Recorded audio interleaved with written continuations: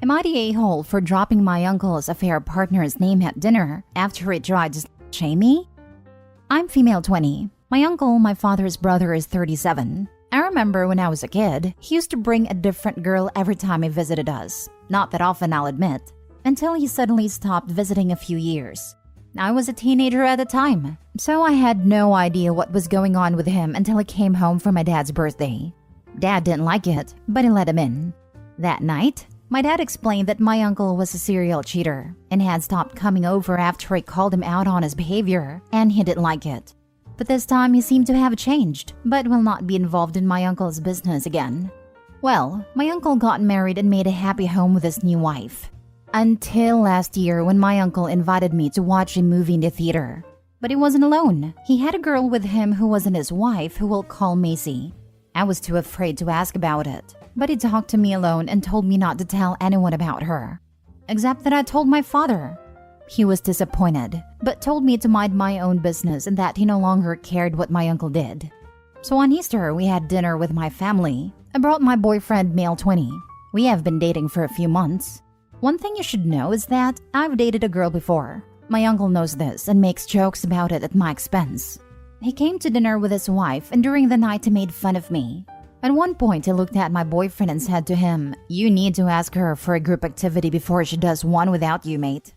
I was shocked, and everyone at the table went silent. Even my grandma, who always made snide comments about everything, didn't know what to say. I was embarrassed and annoyed, so I said, "So uncle, how's Macy?" His wife asked, "Who's Macy?" He tried to say, "Nobody, I don't know." But I replied, "But we went to the movies together last year. She looked nice." His wife looked at me like if looks could kill, and she said we're leaving, and they just left like that. Later, my uncle texted me about how immature that was. It was none of my business to get involved. And now he had to factory reset his phone because his wife will not stop asking to see his phone unlocked, and is still bothering him about it. He also found my boyfriend's Instagram and DM'd him, "Dude, control your bitch." I'm pretty offended. He never insulted me before. My father told me that I should have minded my own business because he would never learn, and what I did would not teach him anything. My boyfriend, however, has done nothing but praise me for my pettiness. I'm kinda regretting it because seems like I launched a nuke and I wasn't ready for the fallout. Am I the a-hole? Now for the top comments. Not the a-hole. That was an awesome move. Next time, uncle should learn how to keep his mouth shut. If his wife asks you about Macy, don't lie. Also, I would like to add that when he brought the affair partner around, he made it OP's business. What kind of a-hole does that? Oh right, one that cheats on his partners. Why the heck would he take you somewhere with his affair partner? He's too stupid to get away with it. If his wife didn't find out like this, I'm sure she would have found out some other way. Not the a-hole. My dad literally took me to McDonald's to meet this woman he was cheating on my mom with. Cheaters are dumb. When my mom got home, I told her right away. My dad took my little brother to help clean the apartment he was moving into, without my mom's knowledge. My brother told our mom literally as soon as they walked in the door at home. Lol. Not the a-hole. You never owe a cheater loyalty. He cheated in front of you, likely used you as a cover, and had the indecency to shame you in front of your partner and family.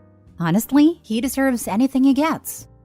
Not to mention messaging her boyfriend and calling her the B-word. This is not how you treat family. He's a prick, not the a-hole. Next story. Am I the a-hole for exposing my half-sister's lies about our childhood?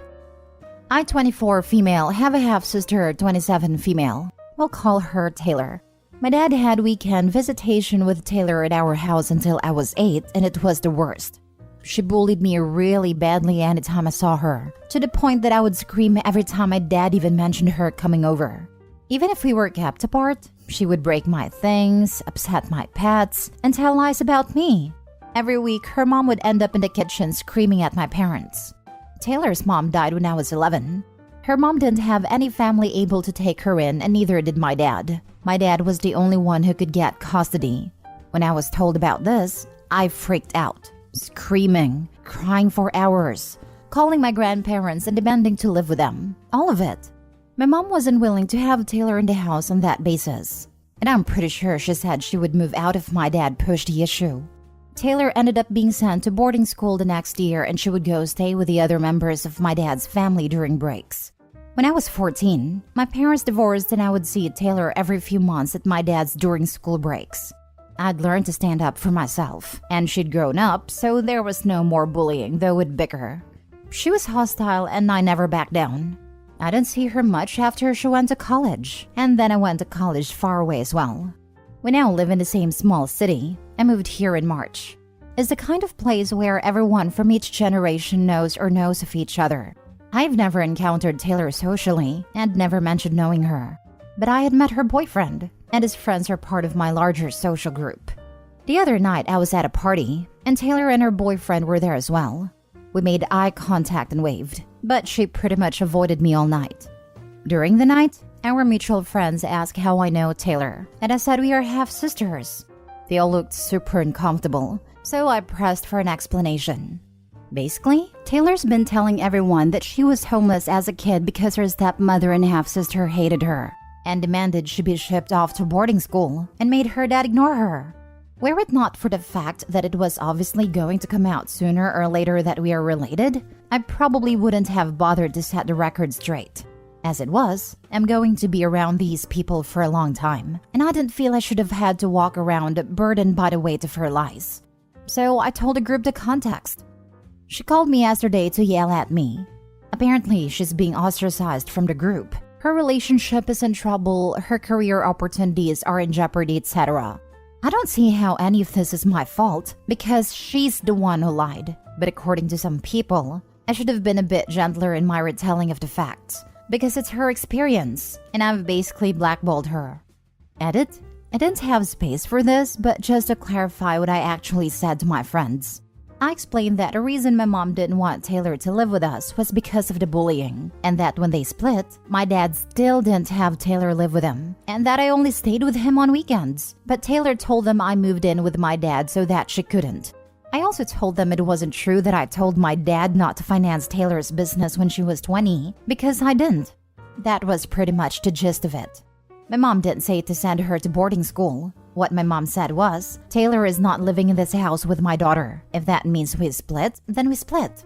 My dad didn't want to be a full-time parent by himself, so he stayed with my mom. And since he didn't have any other family Taylor could live with for various reasons, he sent her to boarding school. My dad never cut contact with Taylor. He visited her at school that was about an hour away, and sometimes he'd see her at other relatives' places during school breaks. When he moved out, Taylor would occasionally spend a day, and maybe one break a year at his place. Everyone sucks here. Her account of being homeless because her stepsister and stepmother hated her and wouldn't allow her in their home was essentially the truth. The adults in that situation should have done much, much more to create a better situation for you both. You didn't deserve to be bullied or terrorized in your own home, but she was young, clearly had awful parenting, and she needed more too. Realizing you didn't look great according to Taylor's account, I definitely think you handled it poorly. You moved to her city, joined up with her friend group, and when telling your side of the story en masse, you should have been more gentle and even perhaps more neutral, acknowledging you were both children when all this went down. Honestly, despite sounding like a bit of a craphead as a kid, I really feel bad for Taylor, because she was by all accounts abandoned by her family and is now on the outs from a large friend group. The dad should have left Opie's mother the moment she made him choose between his daughters. That way, he could have the girls in separate times and work on helping Taylor the way she needed, but he chose the easy way out. Opie's mom did the right thing by protecting her daughter. Not the a-hole. For someone to entirely reverse their decision about a person based on the story of a stranger they've just met, that's a big deal. It feels like it wasn't actually a surprise. For it to have had as big an impact as to upset work opportunities over hearsay. She's probably been tending to a garden of red flags for a while. Her sister was that one friend that no one really likes, but pities too much to end a friendship. Opie just enabled the friends to get over their pity, and they no longer had any reason to maintain the friendship. Next story. Am I the a-hole for not pushing my family to include my fiancé in Christmas card photos? I, 37 male, am engaged to my fiancé, 31 female, planning on getting married at the end of this year. My family takes a Christmas card photo every year, usually around big events like graduations or parties when everyone is together, which isn't often. Years ago, my mom instituted a not until you married policy to include significant others in photos and applied that rule to my brother when he was dating and engaged to his now wife. My fiancé has had significant issues with this. Last year, when the family took photos shortly after she and I were engaged, she directed many snide comments to me about how excluded she feels. This year, she flatly refused to drive with me to a family graduation, saying how hurt and excluded she felt by this policy. Since we are getting married this year and the card is coming out the year we are getting married. I've tried to explain that this isn't our card. This isn't our right to tell others who can and can't be on their card, and we could always have our own card to start our own tradition.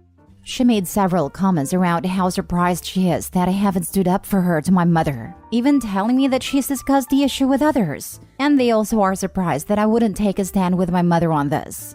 She also made a point multiple times to say, "Good, less time to spend in photos with them at the wedding," implying a tit-for-tat response to this policy.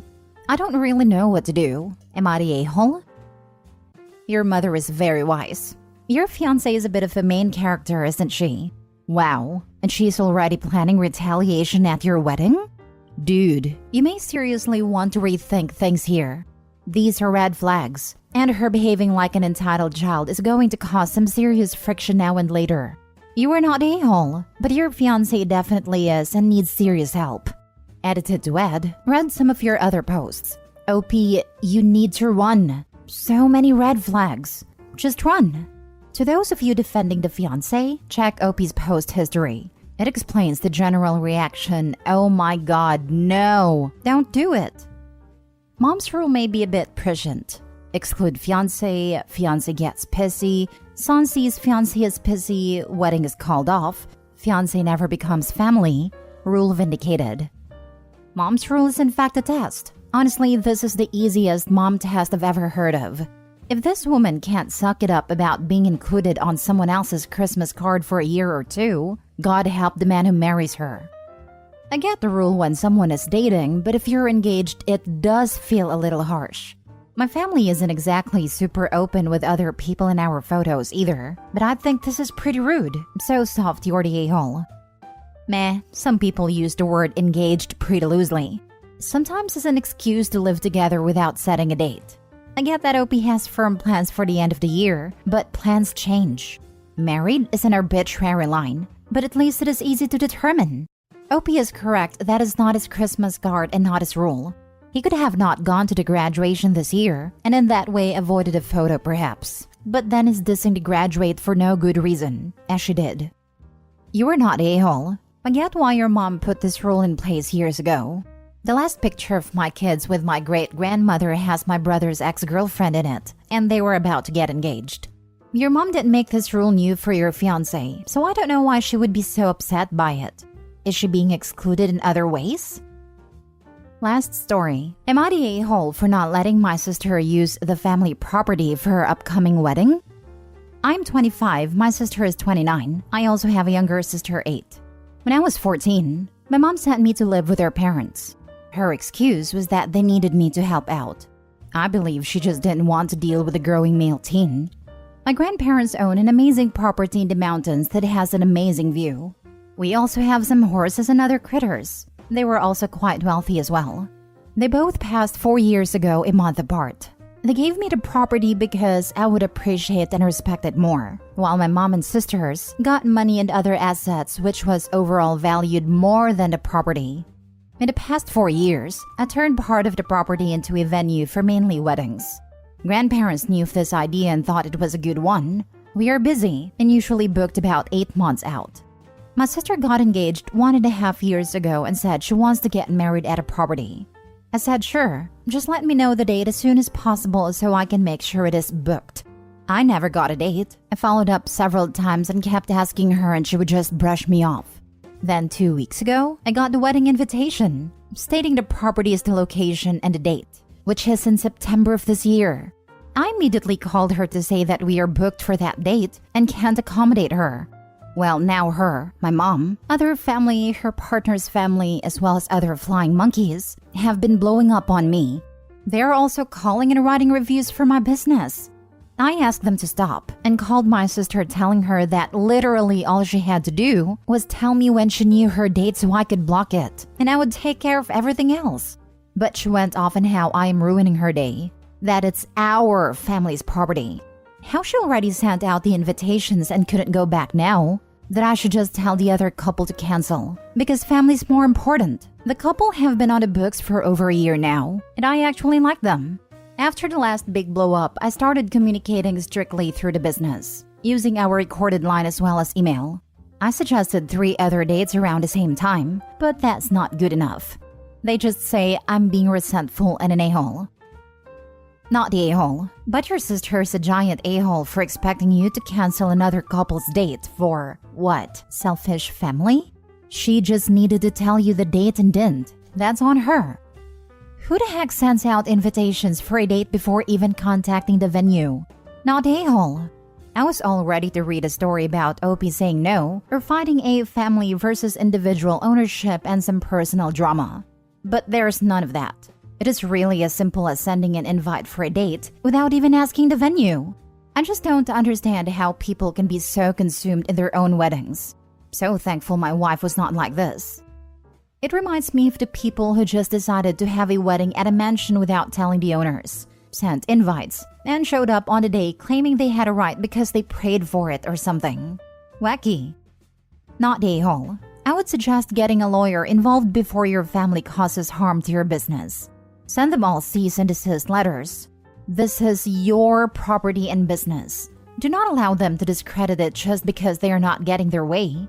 I'd also put a PSA out that our wedding will not be at your venue. That way, a bunch of people don't show up and ruin this other lovely couple's wedding by causing a scene. One thing I have learned is you never mix family and business. Family will never respect your business because they feel entitled to it. So it's best to not only offer family a small discount, but still make them go through all the proper channels, or they don't get whatever service you provide.